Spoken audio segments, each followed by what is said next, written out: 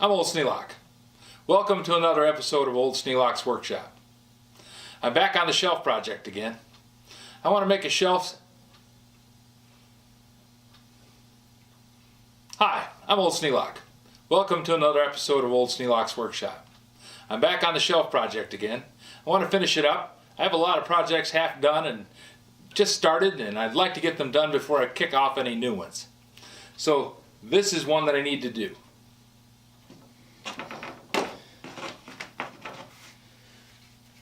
I want to cut notches in the corners for the 4 2x4s that make up the supports for the shelving.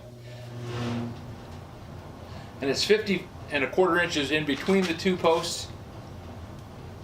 And then it's 18 1/2 inches between the two posts going this way. So all together I got 50 1/4, 18 1/2 in between. Since my overall shelf is going to be 57 1/2, I'm going to lay that out first.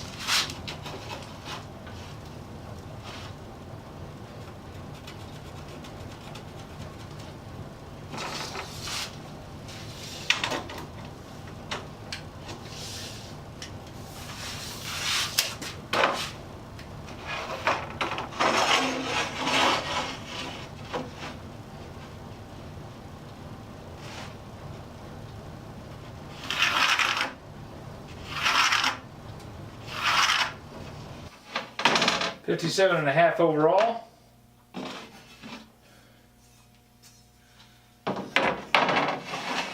Inch and a half out.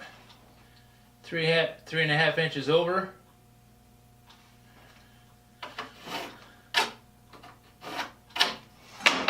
Same thing over here. 3 1/2 inches out. 1 1/2 over.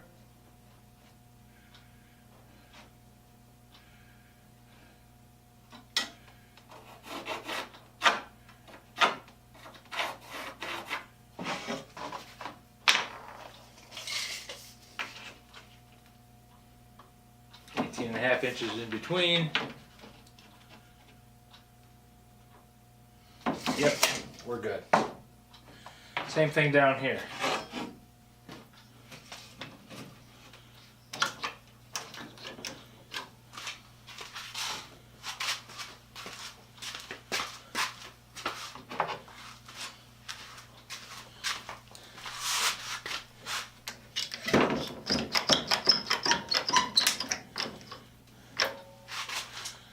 That board on there to make sure I got a flat measurement.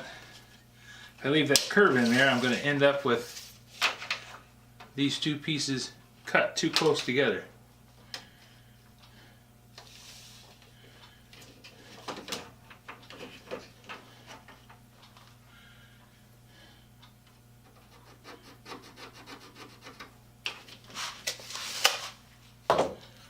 Now it's my intent to cut on the outside of the line, just because I want to make sure that I have enough clearance.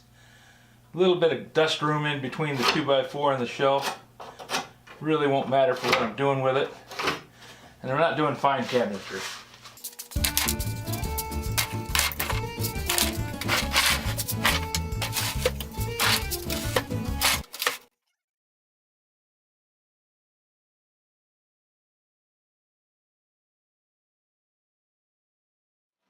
It was my original intention to make the bench heavy enough that it wouldn't rattle at all, it wouldn't even move.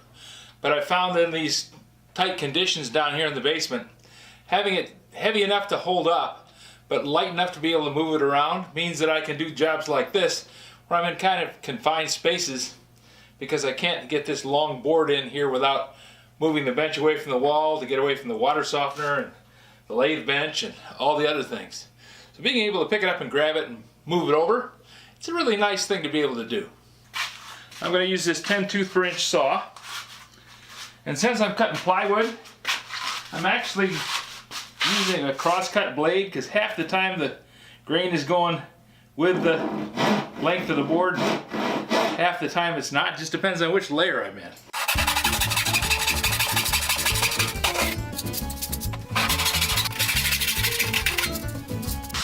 This is not my favorite thing to do, but I'm going to cut left-handed just because it's easier than moving everything around.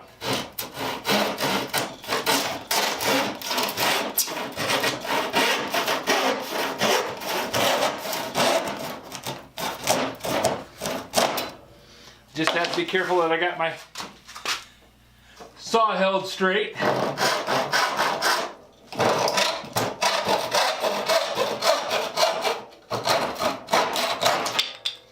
It's a lot easier right-handed.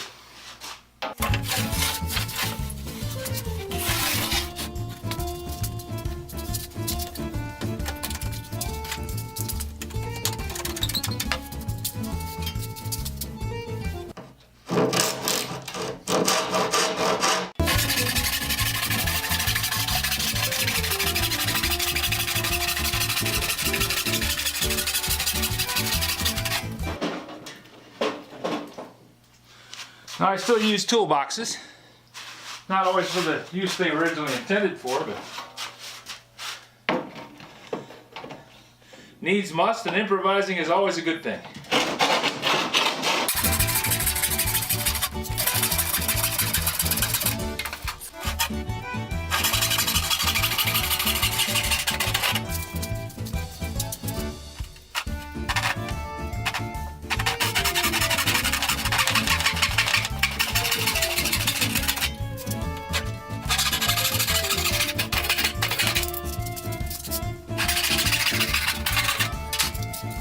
Well, that's one shelf cut. Now I have another one to cut, but we won't drag you through that one. These are the support pieces. And since this is that old junky board, I am going to cut it with a handsaw, but I'm going to do it with one that I know is not my greatest saw.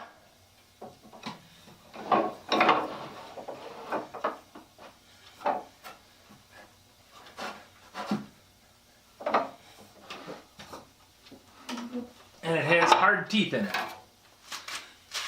So if I break a tooth off of it, I'm not going to be really disappointed.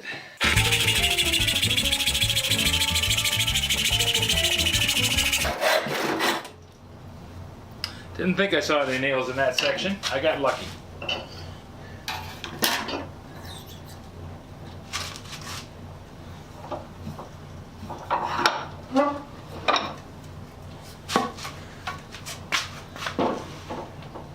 Now to double down, see if I can pull it twice.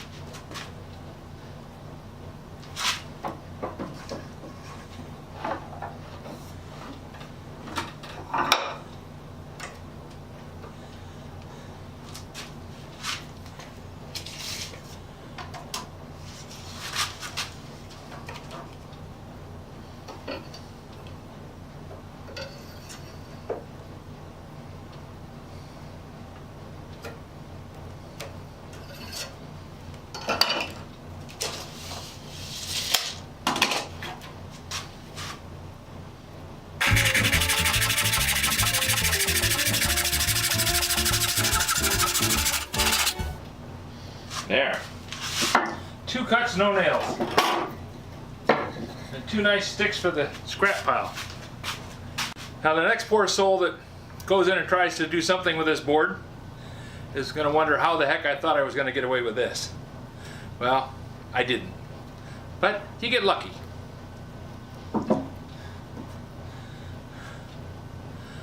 I got enough shiny pieces of steel in here. I could probably sink this board if I put it in water. But it's worked so far. If you have any suggestions for a new video, questions about today's video, and I'm sure there's some, or about any of the other videos on the channel, drop a note in the comments below. You know I read them all. Thanks for watching.